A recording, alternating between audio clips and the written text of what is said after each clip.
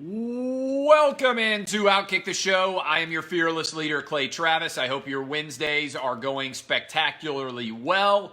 I am a little bit late today with the show because I've been running around with my 9-year-old trying to keep him busy. We had a perfect day of weather in Nashville. It's going to get a little bit colder here in the next few days, but I wanted to get out and about with him, so I've been running around with him. All right, so I'm back.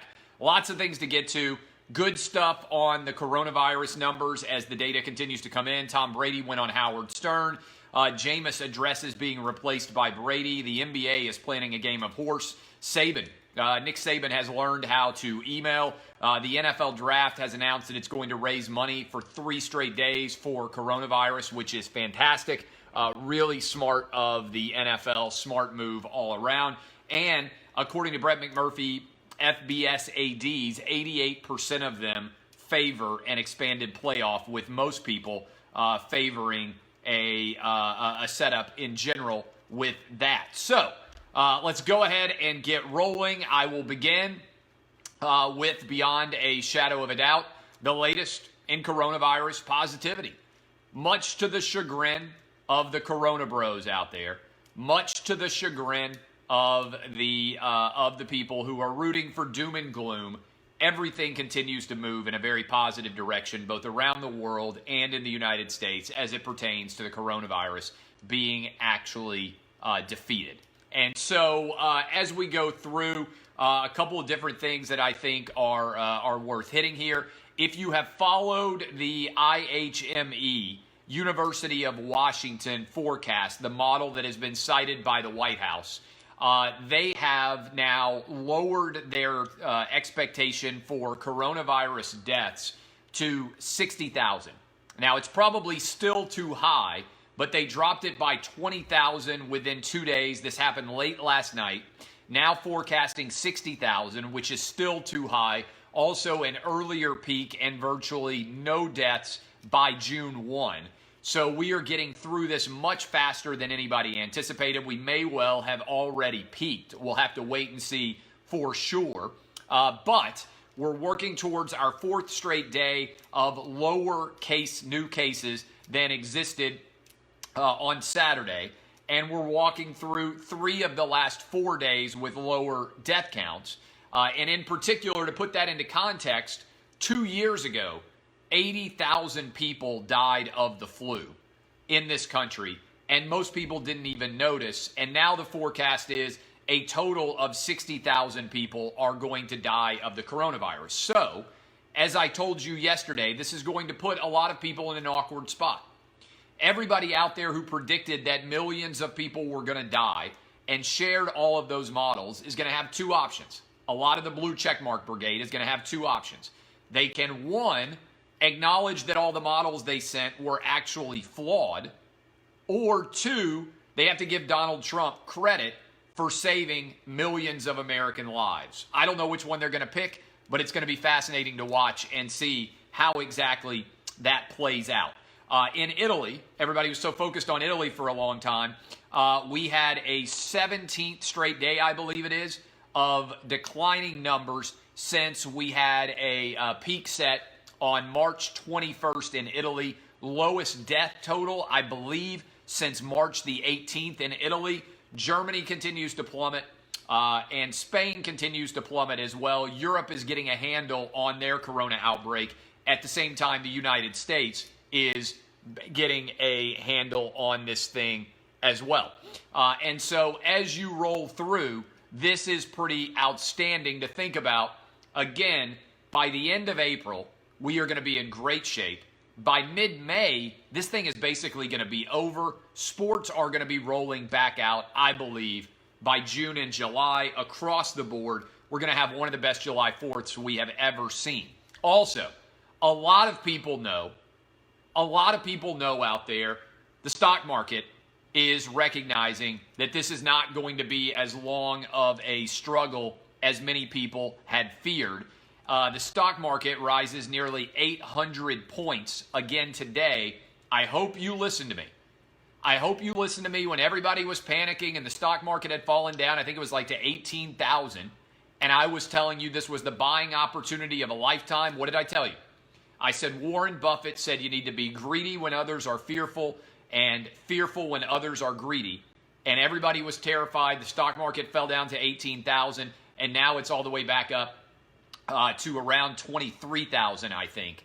And so everybody out there who was convinced the world was coming to an end, they're slinking back into their caves, back into their mom's basement, and they're unhappy as they slide into their Reddit anonymous message boards and start posting threads about how much I stink because I'm breaking their hearts over the coronavirus collapsing and becoming another victory for America and the world, and a victory for positivity overall. All right, several other different things. Tom Brady did a 2-hour interview with Howard Stern. I have listened to clips of it. I've not listened to the entire thing.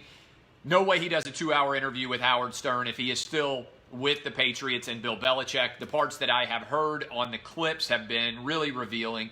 Brady is becoming a much more interesting and introspective character as he gets older in life, even talking about some of the challenges that he's had with Giselle in their marriage, some of the challenges of being a quarterback, what motivates him, funny stories all around. Howard Stern obviously does an incredible job with those interviews, but there's no way Brady sits for a 2-hour interview with Howard Stern while he's a Patriot. I thought one of the most interesting parts was he said all last season he knew it was his last in New England. And so the idea that he was going to come back, it seems like he was planning for it for a while.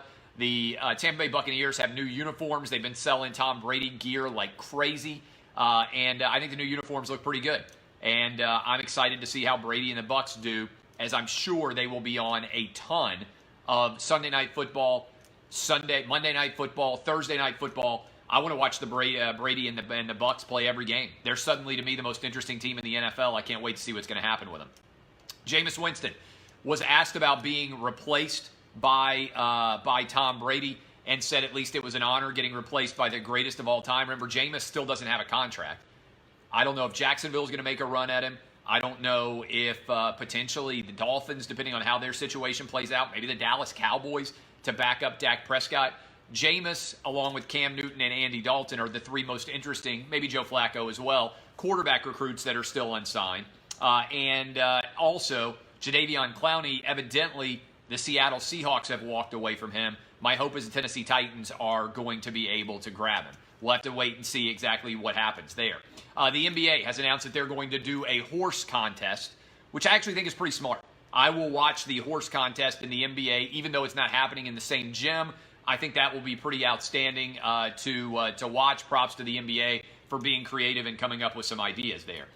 Nick Saban has learned how to email and also text. He said that Miss Terry was getting all of his emails and that she finally fired him and said, I can't be responsible for keeping up with all your email. So Nick Saban had never had email before, and he has now added an email address, which is pretty funny to think about because I imagine Nick Saban was furious over the process that led to him having to sign up an email address. That was pretty outstanding. The NFL Draft has announced that they're doing 3 straight days of charity for the coronavirus.